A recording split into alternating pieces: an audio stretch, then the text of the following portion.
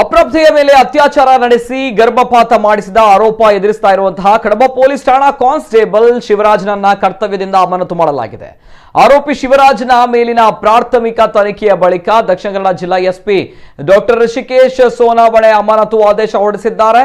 ಪ್ರಕರಣ ಎಫ್ಐಆರ್ ಹಂತದಲ್ಲಿದ್ದು ಪ್ರಾಥಮಿಕ ತನಿಖೆ ಪ್ರಗತಿಯಲ್ಲಿದೆ. ಆರೋಪಿ ಶಿವರಾಮ್ನನ್ನ ಈಗಾಗಲೇ ಕಸ್ಟಡಿಗೆ ತೆಗೆದುಕೊಂಡಿದ್ದು ಕಾನೂನು ಪ್ರಕಾರ ಅಮಾನತು ಮಾಡಲಾಗಿದೆ. ತನಿಖೆಗೆ ಸಂಬಂಧಿಸಿ ಸಾಕ್ಷ್ಯಗಳನ್ನು ಸಂಗ್ರಹಿಸಿ ಆರೋಪಿಗೆ ಶಿಕ್ಷೆ ವಿಧಿಸಲಾಗುತ್ತದೆ ಎಂದು ಅವರು ಮಾಧ್ಯಮಗಳಿಗೆ ಮಾಹಿತಿ ನೀಡಿದ್ದಾರೆ.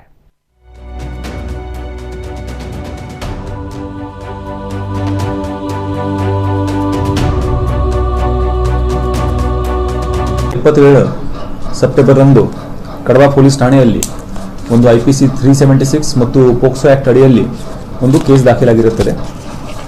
ಅದರಲ್ಲಿ ಕಂಪ್ಲೇಂಟ್ ಬಂದು ಕಂಪ್ಲೇಂಟ್ ಕೊಡ್ತಾರಂದರೆ ಅವರ ಮಗಳು 18 ವರ್ಷದ ಮಗಳು, ಅವಳಿಗೆ ಈಗಾಗಲೇ ಅವಳು ಅತ್ಯಾಚಾರ ಪ್ರಕರಣಕ್ಕೆ ಸಂತ್ರಸ್ತೆ ಆಗಿರುತ್ತಾಳೆ. ಅದರಲ್ಲಿ ಸಮನ್ಸ್ ನೀಡುವ ವಿಚಾರದಲ್ಲಿ ಕಡಬ ಪೊಲೀಸ್ ಠಾಣೆಯ ಒಬ್ಬರು CPC ಶಿವರಾಜ್ ಅನ್ನೋರು ಅವರ ಸಂಪರ್ಕದಲ್ಲಿ ಬರ್ತಾರೆ. ಸಂಪರ್ಕದಲ್ಲಿ ಬಂದು ಆವಾಗ ಮತ್ತೆ ಆ ಸಂಪರ್ಕ ಬೆಳೆಯುತ್ತೆ. ಆವಾಗ ಮನೆಗೆ ಬಂದು ಸಂಪರ್ಕ ಬೆಳೆದಿರುತ್ತದೆ. ಮತ್ತು ಅದೇ ವಿಚಾರದಲ್ಲಿ ಅವಳು ಆರೋಗ್ಯದಲ್ಲಿ ಒಮ್ಮೆ ಹೇರ್ಪೇರ್ ಆಗಿದ್ದಕ್ಕೆ ಅವಳಿಗೆ ಹಾಸ್ಪಿಟಲಲ್ಲಿ ಚಿಕಿತ್ಸೆ ಮಾಡಿದಾಗ ಅವಳು ಗರ್ಭಿಣಿ ಆಗಿದೆ ಅಂತ 5.5 ತಿಂಗಳು ಗರ್ಭಿಣಿ ಆಗಿದೆ ಅಂತ ಗೊತ್ತಾಗಿದೆ ಅಂತ ಕಂಪ್ಲೇಂಟ್ ಕೊಟ್ಟಿರ್ತಾರೆ. ಈ ಶಿವರಾಜ್ ಎಂಬಾತನಿಂದ ಈ ಗರ್ಭಿಣಿ ಆಗಿದ್ದಾರೆ ಅಂತ ಹೇಳಿದ್ದಾರೆ. ಮತ್ತು ಗರ್ಭಿಣಿ ಆದ ನಂತರ ಅಬಾರ್ಷನ್ ಮಾಡೋಕ್ಕೆ ನಾನು ನಿಮಗೆ ಹಣವನ್ನು ಸಹ ಕೊಡ್ತೀನಿ ಅಂತ CPC ಶಿವರಾಜ್ ಇವರು ಹೇಳಿರ್ತಾರೆ. ಅದರ ಸಲುವಾಗಿ 35,000 ಕೊಟ್ಟಿದ್ದಾರೆ. ಮತ್ತು 18ನೇ ತಾರೀಕಿನಿಂದ 18 ಸೆಪ್ಟೆಂಬರಿಂದ ತಾಯಿ ಮತ್ತು ಮಗಳು ಇಬ್ಬರು ಜನ ಮನೆಯಿಂದ ಹೋದವರು ವಾಪಸ್ ಬಂದಿಲ್ಲ. ಅವರಿಗೆ ಶಿವರಾಜ್ ಎಂಬಾತನು ಎಲ್ಲಿಯಾದರೂ ಕೂಡಿ ಹಾಕಿದ್ದಾನೆ, ಮತ್ತು ಎಲ್ಲಿದ್ದಾರೆ ಅಂತ ಗೊತ್ತಾಗಿಲ್ಲ. ಅವರು ಮನೆಗೆ ಬರಬೇಕು, ನಮ್ಮ ಮಗಳಿಗೆ ನ್ಯಾಯ ದೊರಕಿಸಬೇಕು ಅಂತ ಅವರು ಕಂಪ್ಲೇಂಟ್ ಕೊಟ್ಟಿರ್ತಾರೆ. ಆ ಕಂಪ್ಲೇಂಟ್ ಆಧಾರದ ಮೇಲೆ ಕಡಬ ಪೊಲೀಸ್ ಠಾಣೆಯಲ್ಲಿ ನಾವು ಪೋಕ್ಸೋ ಮತ್ತು ರೇಪ್ ಸೆಕ್ಷನ್ಸ್ ಅಡಿಯಲ್ಲಿ ಒಂದು ಕೇಸ್ ದಾಖಲು ಮಾಡಿದ್ದೀವಿ. ಈ ವಿಚಾರದಲ್ಲಿ ಈಗಾಗಲೇ ಆರೋಪಿ CPC ಶಿವರಾಜ್ ಅವನನ್ನು ಕಸ್ಟಡಿಯಲ್ಲಿ ತಗೊಂಡಲಾಗಿದೆ ಮತ್ತು ಮುಂದಿನ ತನಿಖೆ ನಡೆಸಲಾಗ್ತಾ ಇದೆ.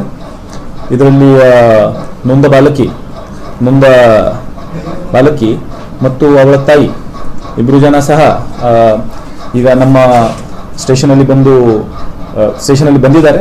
ಅವರಿಗೆ ಸಹ ಮುಂದಿನ ತನಿಖೆಯಲ್ಲಿ ಏನು ಪ್ರೊಸೀಜರ್ ಆಗಬೇಕು, ಅದು ಮೆಡಿಕಲ್ ಮಾಡಿಸೋದು ಎಟ್ಸೆಟ್ರಾ, ಅದನ್ನು ನಾವೆಲ್ಲ ಮಾಡಿಸ್ತಾ ಇದ್ದೀವಿ. ಈಗ ಅದು ಮೆಡಿಕಲ್ ನಡೀತಿದೆ. ಈಗ ಏನು ನೋಡಿ, ಮುಂದಿನ ತನಿಖೆ ನಡೆಸಲಾಗ್ತಾ ಇದೆ. ಈಗ ಅವ್ರ ಮುಂದೆ ಏನೇನು ಪ್ರೊಸೀಜರ್ ಆಗಬೇಕು ಅದೆಲ್ಲ ನಾವು ಕಾನೂನು ಪ್ರಕಾರ ನಾವು ಮಾಡ್ತೀವಿ. ಈಗಾಗಲೇ ಆರೋಪಿ ಶಿವರಾಜ್ ನಮ್ಮ ಕಸ್ಟಡಿಯಲ್ಲಿ ಇದ್ದಾನೆ. ಅವ್ರ ಮೇಲೆ ಮುಂದಿನ ಕ್ರಮ ಜರುಗಿಸಲಾಗುವುದು. ಈಗ ನಮ್ಮ ಪ್ರೊಸೀಜರ್ ಪ್ರಕಾರ ನಾವು ಅದನ್ನು ಸಸ್ಪೆಂಡ್ ಮಾಡ್ತೀವಿ. ಈ ಮಧ್ಯೆ ಆರೋಪಿ ಶಿವರಾಜ್ ವಿರುದ್ಧ ಮತ್ತೊಂದು ಆರೋಪ ಕೂಡ ಬಂದಿದ್ದು, ಅತ್ಯಾಚಾರದ ಸಂತ್ರಸ್ತೆಯ ತಂಗಿಯನ್ನು ಬಲೆಗೆ ಹಾಕಲು ಯತ್ನಿಸಿದ್ದ ಎಂದ ಆರೋಪಗಳು ಕೇಳಿ ಬಂದಿವೆ. ಯುವತಿಯ ತಂಗಿಯನ್ನ ಪ್ರೀತಿಯ ನಾಟಕ ಮಾಡಿ ಬಲೆಗೆ ಬೀಳಿಸಲು ಯತ್ನಿಸಿದ್ದ ಎಂದು ಮಹಿಳಾ ಪರ ಸಂಘಟನೆಗಳು ಆರೋಪಿಸಿವೆ. ಇಂತಹ ಘಟನೆಗಳು ಮತ್ತೆ ಜಿಲ್ಲೆಯಲ್ಲಿ ಮರುಕಳಿಸದಂತೆ ಆರೋಪಿಗೆ ಕಾನೂನಿನ ಪ್ರಕಾರ ತಕ್ಕ ಶಿಕ್ಷೆ ಕೊಡಿಸಬೇಕು ಮತ್ತು ಯುವತಿಗೆ ಒತ್ತಡಪೂರ್ವಕ ಗರ್ಭಪಾತ ಮಾಡಿಸಿದ ಶಿವರಾಜ್ ಮೇಲೆ ಗರ್ಭಪಾತಕ್ಕೆ ಒತ್ತಡ ಹೇರಿದ ಕೇಸನ್ನ ಹಾಕಬೇಕು ಮತ್ತು ನಾಪತ್ತೆಯಾಗಿರುವ ತಾಯಿ ಮಗಳು ಯಾವ ಜಾಗದಲ್ಲಿದ್ದಾರೆ ಎಂಬುದನ್ನು ಪೊಲೀಸ್ ಇಲಾಖೆ ಪತ್ತೆ ಹಚ್ಚಬೇಕು. ಅವರು ಜಿಲ್ಲಾ ಪೊಲೀಸ್ ವರಿಷ್ಠಾಧಿಕಾರಿಗೆ ಮನವಿ ಮಾಡಿದ್ದಾರೆ. ಶಿವರಾಜ್ ಅಂತ ಹೇಳುವವರು ಅವರು ಒಬ್ಬ ಅತ್ಯಾಚಾರ ಸಂತೃಪ್ತೆಯನ್ನು ದುರ್ಬಳಕೆ ಮಾಡಿಕೊಂಡು ಅವಳನ್ನು ಗರ್ಭಿಣಿಯಾಗಿಸಿ ಅದನ್ನು ಅಪಹರಣ ಕೂಡ ಮಾಡಿಸಿದ್ದಾರೆ ಅಂತ ಹೇಳುವಂಥದ್ದು ಇವತ್ತು ಪೇಪರಲ್ಲಿ, ಅದಕ್ಕೆ ಖರ್ಚು ಕೂಡ ಕೊಟ್ಟಿದ್ದಾರೆ. ಪೇಪರಲ್ಲಿ ಓದಿ ಬಂದ ಮಾಹಿತಿ. ಯಾಕೆಂತ ಹೇಳಿದರೆ ಇಂಥ ಎಲ್ಲ ವಿಷಯಗಳು ಕೂಡ ಮೊದಲಿಗೆ ಬಹಳಷ್ಟು ಗುಟ್ಟಾಗಿ ಅದರ ಹೆಸರು ಪ್ರಸ್ತಾಪ ಮಾಡದೆ, ಅದು ಯಾರು ಅಂತ ಹೇಳದೆ ಎಲ್ಲ ಈ ದಿನ ಹೊತ್ತು ಸಮಯ ಕಳೆಯುವಂಥದ್ದು ನಾವು ನೋಡ್ತಾ ಇರುವಂಥದ್ದು. ಈಗ ನಾವು ಪೊಲೀಸ್ ವರಿಷ್ಠಾಧಿಕಾರಿಗಳನ್ನು ಭೇಟಿಯಾದೆವು, DSP ಅವರನ್ನು ಭೇಟಿಯಾದೆವು. ಎಲ್ಲರಲ್ಲಿ ಕೂಡ ನಮ್ಮ ಒತ್ತಾಯ ಏನು ಅಂತ ಹೇಳಿದರೆ, ಇವತ್ತು ಸಂಜೆಯ ಒಳಗೆ ನಮಗೆ ಆ ಹುಡುಗಿಯ ತಾಯಿ ಮತ್ತು ಹುಡುಗಿ ಎಲ್ಲಿದ್ದಾರೆ, ಮತ್ತು ಒಂದಲ್ಲಿ 5.5 ತಿಂಗಳ ಗರ್ಭವನ್ನು ಅಬಾರ್ಷನ್ ಮಾಡಿ ತೆಗೆಸಿರುವಂಥದ್ದು ಇದು ಬಹಳ ದೊಡ್ಡ ಅಪರಾಧ. ಖಂಡಿತ ಆ ಅಪರಾಧಕ್ಕೆ ಶಿಕ್ಷೆ ಆಗಬೇಕು. ಅದು ಮಾತ್ರ ಅಲ್ಲ, ಒಬ್ಬ ಕಾಯ್ದೆಯ ಪ್ರಕಾರ ಅವರಿಗೆ ಶಿಕ್ಷೆ ಆಗಬೇಕು. ಅದು ಮಾತ್ರ ಅಲ್ಲ, 8 ದಿವಸ ಆಯಿತು ಮನೆಗೆ ಬಿಟ್ಟು ಆ ಹುಡುಗಿ ಮತ್ತು ಹುಡುಗಿಯ ತಾಯಿ ಆ ಪೊಲೀಸ್ ಕೂಡ ಅವರಿಗೆ ಸಹಕಾರ ಮಾಡಿಕೊಂಡು ಅವರನ್ನು ಎಲ್ಲಿ ಅಡಗಿಸಿಟ್ಟಿದ್ದಾರೆ, ಅವರು ಟ್ರೀಟ್ಮೆಂಟ್ ಆ ಹಾಸ್ಪಿಟಲಲ್ಲಿ ಟ್ರೀಟ್ಮೆಂಟ್ ತಗೊಳ್ತಾ ಇದ್ದಾರೆ. ಸಂಜೆ ಒಳಗೆ ಅವರು ಎಲ್ಲಿದ್ದಾರೆ ಅಂತ ಹೇಳುವಂಥದ್ದು ನಮಗೆ ಸಮಾಜಕ್ಕೆ ಅವರನ್ನು ಹುಡುಕಿ ಕೊಡುವಂಥ ಜವಾಬ್ದಾರಿ ಪೊಲೀಸ್ ಇಲಾಖೆಗೆ. ಪೊಲೀಸ್ ಇಲಾಖೆ ಮೇಲೆ ಖಂಡಿತ ನಮಗೆ ವಿಶ್ವಾಸ ಇದೆ. ಅವನಿಗೆ ಕೇವಲ ಅವನನ್ನು ಶಿಕ್ಷೆ ಆಗೋದು ಮಾತ್ರ ಅಲ್ಲ, ಹುಡುಗಿಯ ಸರಿಯಾದ ನ್ಯಾಯ ಸಿಗುವಂಥದ್ದು ನಮ್ಮ ಎಲ್ಲರ ಹಕ್ಕೊತ್ತಾಯ. ಎಲ್ಲ ಮಹಿಳೆಯರು, ನಾವು ಯಾವುದೇ ಸಂಘಟನೆ ಅಂತ ಹೇಳುವಂಥದ್ದಲ್ಲ, ನಾವು ಎಲ್ಲ ಇಡೀ ಸಮಾಜವನ್ನು ಪ್ರತಿನಿಧಿಸುವಂಥವರು ನಾವಿಲ್ಲಿರುವಂಥದ್ದು. ನಮ್ಮದು ಬೇಡಿಕೆ ಏನೆಂದರೆ ಸಾಯಂಕಾಲ 6 ಗಂಟೆಯ ಒಳಗಡೆ ನಮಗೆ ಆ ತಾಯಿ ಮತ್ತು ಮಗಳನ್ನು ಇಲ್ಲಿ ಅವರ ತಂದೆಗೆ ಒಪ್ಪಿಸಬೇಕು ಅಂತ ನಮ್ಮ ಬೇಡಿಕೆ. ಅದಕ್ಕೆ ಒಪ್ಪಿಕೊಂಡಿದ್ದಾರೆ, ಅಧಿಕಾರಿಗಳು ಒಪ್ಪಿಕೊಂಡಿದ್ದಾರೆ. ನಮಗೆ ಕೂಡ ವಿಶ್ವಾಸ ಇದೆ, ಖಂಡಿತವಾಗಲೂ ನಮ್ಮ ಬೇಡಿಕೆಯನ್ನು ಅವರು ಈಡೇರಿಸ್ತಾರಂತೆ.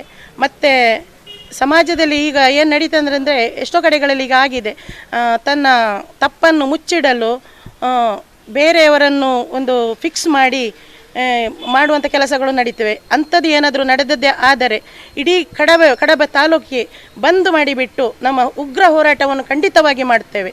ಮಹಿಳೆಯರಿಂದ ಎಲ್ಲ ಮಹಿಳೆಯರು ಸೇರಿದರೆ ಏನಾಗ್ಬೋದು, ಸಮಾಜದಲ್ಲಿ ಮಾರ್ಗಕ್ಕೆ ಮಹಿಳೆಯರು ಇಳಿದರೆ ಏನಾಗ್ಬೋದು ಅನ್ನೋದು ಖಂಡಿತವಾಗಲೂ ಮನದಟ್ಟು ಅಧಿಕಾರಿಗಳು ನಮಗೆ ಸ್ಪಂದಿಸಿ ಆ ಸಂತೃಪ್ತಿಗೆ ಆಗುವ ಅನ್ಯಾಯವನ್ನು ದೂರ ಮಾಡಿ ಒಳ್ಳೆಯ ರೀತಿಯ ಒಂದು ಕಾನೂನನ್ನು ಒದಗಿಸಿಕೊಡಬೇಕು ಅಂತ ನಮ್ಮ ವಿಶ್ವ ಹಿಂದೂ ಪರಿಷತ್ತು ಹಾಗೂ ಮಾತೃಶಕ್ತಿ ಪರವಾಗಿ ನಾನು ಅಧಿಕಾರಿಗಳ ಹತ್ರ ನನ್ನ ಬೇಡಿಕೆ.